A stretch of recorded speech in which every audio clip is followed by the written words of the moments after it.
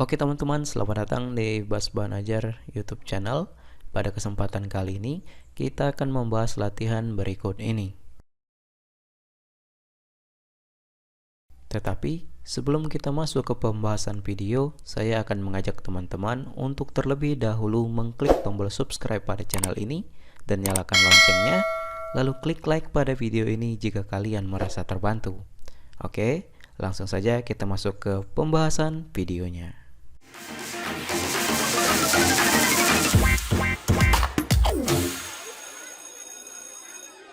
Oke teman-teman, di kesempatan kali ini kita akan membahas latihan atau tugas 1 di halaman 121 sampai dengan halaman 124. Nomor 1 sampai dengan nomor 4 di buku paket Bahasa Indonesia kelas 11 semester 1 kurikulum 2013. Langsung saja kita baca soalnya kemudian kita jawab. Dari nomor 1, unsur apa saja yang dominan pada cuplikan-cuplikan cerita berikut? Berkelompoklah untuk mendiskusikan unsur-unsur cerpen.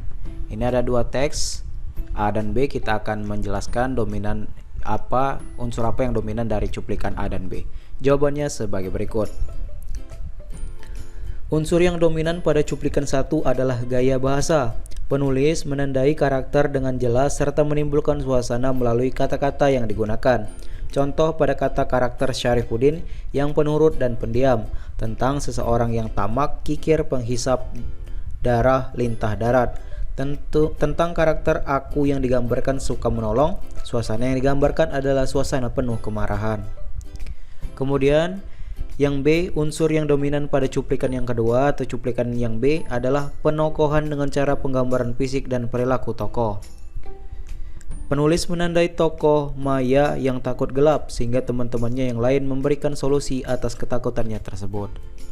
Nah, itu untuk jawaban nomor 1, silakan kalian salin jawabannya. Kemudian kita lanjut ke nomor 2. Kerjakanlah latihan berikut sesuai dengan instruksinya. A. Perhatikan kutipan di bawah ini. B. Bagaimana watak dari tokoh yang ada pada cuplikan tersebut. Dalam diskusi kelompok, jelaskan cara pengarang dalam menggambarkan watak dari tokoh tersebut. Ini ada dua cuplikan teks. Kita akan isi tabelnya, nama tokohnya, wataknya, dan cara penggambarannya. Jawaban nomor 2 sebagai berikut. Untuk kutipan 1, nama tokohnya adalah emak. Wataknya adalah keras kepala, penakut, dan kolot. Cara penggambarannya yaitu penggambaran fisik dan perilaku tokoh. Kemudian untuk kutipan kedua, nama tokohnya adalah aku. Watak tokohnya mudah menyerah. Cara penggambarannya pengungkapan jalan pikiran tokoh. Itu jawaban yang kedua, silakan kalian salin dan masukkan ke dalam tabel. Kita lanjut ke nomor 3 di halaman 123. A. Bagaimana keberadaan latar yang ada pada cuplikan berikut? Diskusikanlah secara berkelompok. Oke, di sini kita akan menjelaskan jenis latarnya, kutipan 1 dan kutipan 2. Latar waktunya kapan, latar tempatnya di mana, latar suasananya bagaimana.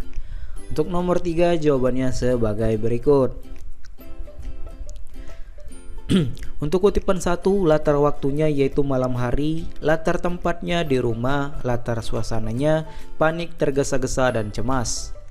Kemudian untuk kutipan yang kedua, latar waktunya malam hari, tempatnya di rumah orang tua Kus, latar suasananya penuh selidik dan penasaran.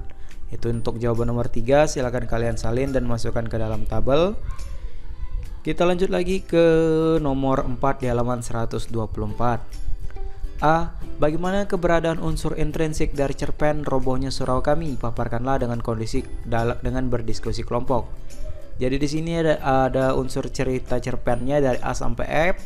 Tema, amanat, penokohan, latar, alur, latar belakang, budaya, ekonomi, religi, dan politik. Dan kita akan menyebut paparannya. Langsung saja jawaban nomor 4 sebagai berikut. Untuk temanya yaitu bagaimana mengatur keseimbangan hubungan antara sesama manusia dan antara manusia dengan Tuhan. Kemudian amanatnya, hidup di dunia ini semestinya bisa bertakwa kepada Tuhan dengan cara bekerja keras, mencari nafkah, dan juga taat beribadah. Kemudian yang C, penokohannya, kakek yaitu rajin beribadah, baik hati, ikhlas, tapi ketika penyesalan dan ketakutan datang, berpikiran pendek. IOCD wataknya jahil, pembuat bualan, ramah, tapi di balik bualannya ada makna tersirat. Kemudian aku tokohnya baik, dermawan, perhatian sebagai perantara tokoh lainnya. Haji Saleh wataknya rajin beribadah, mengabdikan dirinya hanya untuk Tuhan, tetapi terlalu membanggakan tindakan hingga gelap mata pada lainnya atau berani menantang. Istrinya aku sifatnya baik. Kemudian istri Ayo Sadi wataknya menurut pada suami, bisa dipercaya, menyampaikan amanat dan baik.